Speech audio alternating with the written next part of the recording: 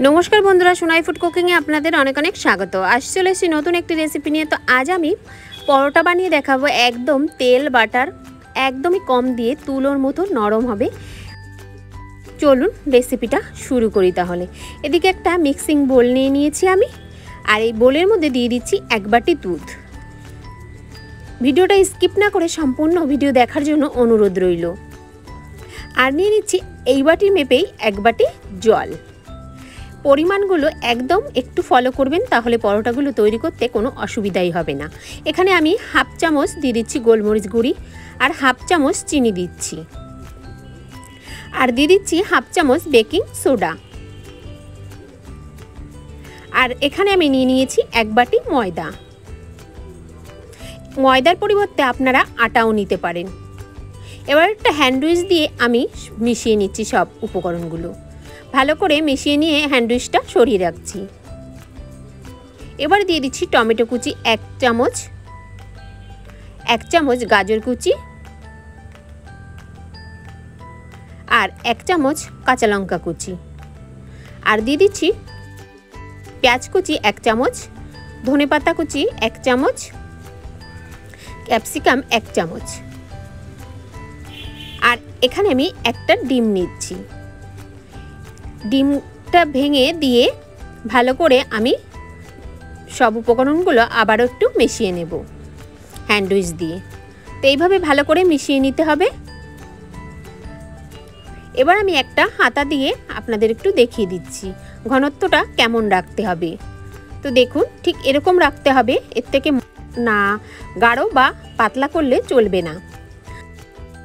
তো আর সবজি আমি এখানে যা যা সবজি নিয়েছি আপনাদের চাইলে আপনাদের চয়েস মতো সবজি নিতে পারেন। এদিকে গ্যাস জ্বালিয়ে ফ্রাই প্যান বসিয়ে দিয়ে আমি কিছুটা তেল হালকা করে ব্রাশ করে নিয়েছি। তারপর এক হাতা ব্যাটার দিয়ে আমি ঠিক এইভাবে বানিয়ে নিচ্ছি। তারপর হালকা করে একটু বাটার উপর দিয়ে এইভাবে দিয়ে নিচ্ছি। একদম তেলহীন এই পরোটাগুলো। তো এইভাবে আমি কিছুক্ষণ বাদে এইভাবে উল্টে নিচ্ছি পরোটাটা। তো দেখুন কতটা সুন্দর হয়েছে। এবার আমি হালকা করে আবারও উল্টে নিচ্ছি। তো উল্টে নিয়ে এবার নামিয়ে নিচ্ছি। পরোটাগুলো দেখতে যতটা সুন্দর খেতেও ততটাই সুন্দর। তো এবার আমি ফ্রাই প্যানে এবার এক হাতা দিয়ে দিচ্ছি ব্যাটার। তো এইভাবে আমি আবারও একটা তৈরি করে নিচ্ছি। আমি কিন্তু এবার তেল ব্রাশ করে নিইনি। তো এইভাবে আমি আবারও একটা পরোটা আপনাদের তৈরি করে দেখিয়ে দিচ্ছি। পরোটার দিকে খেয়াল রাখতে হবে, যতক্ষণ না এই সাদা ভাবটা শুকিয়ে যাচ্ছে ততক্ষণ উপরে কিন্তু বাটার দেওয়া যাবে না। তো দেখুন আমি হালকা করে একটু বাটার দিয়ে নিচ্ছি, দেখেই বুঝতে পারছেন কতটুকু বাটার দিয়েছি। তো এইভাবে বাটারটা আমি ব্রাশ করে নিচ্ছি। একদমই তেল বাটার কম দিয়ে আমি পরোটাগুলো তৈরি করে নেব। তারপর উল্টে নিচ্ছি। তো এইভাবে আপনারা বাড়িতে পরোটা তৈরি করে বাচ্চাদের টিফিন বক্স বা অফিসের টিফিন বক্সে দিয়ে দিতে পারেন। তো এই পরোটা একে একে আমি এই পরোটাটাও আমার ভাজা হয়ে গেছে, আমি নামিয়ে নিচ্ছি। একে একে সব পরোটাগুলো আমি একইভাবে নামিয়ে নিচ্ছি। তো এই পরোটা রেসিপিটা আপনাদের যদি ভালো লেগে থাকে অবশ্যই বাড়িতে তৈরি করবেন, আর তৈরি করলে কমেন্ট বক্সে জানাতে ভুলবেন না।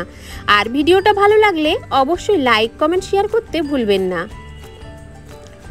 আর কোনো বন্ধু আজকে আমার চ্যানেলে প্রথম ভিডিও দেখলে তা অবশ্যই ভিডিওটা ভালো লাগলে আমার চ্যানেলটি সাবস্ক্রাইব করে পাশে থাকা বেল বাটনটি ক্লিক করে নেবেন।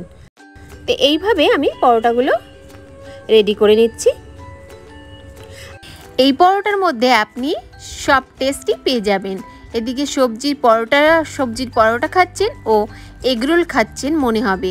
তো দেখুন এইভাবে আমি আপনাদের একটু পরোটাটা দেখিয়ে দিচ্ছি। তো একটা পরোটা আপনাদের একটু দেখিয়ে দিচ্ছি। তো দেখুন কতটা সফট হয়েছে, দেখেই বুঝতে পাচ্ছেন। এইভাবে টমেটো সস দিয়ে আপনারা খেয়ে নিতে পারেন।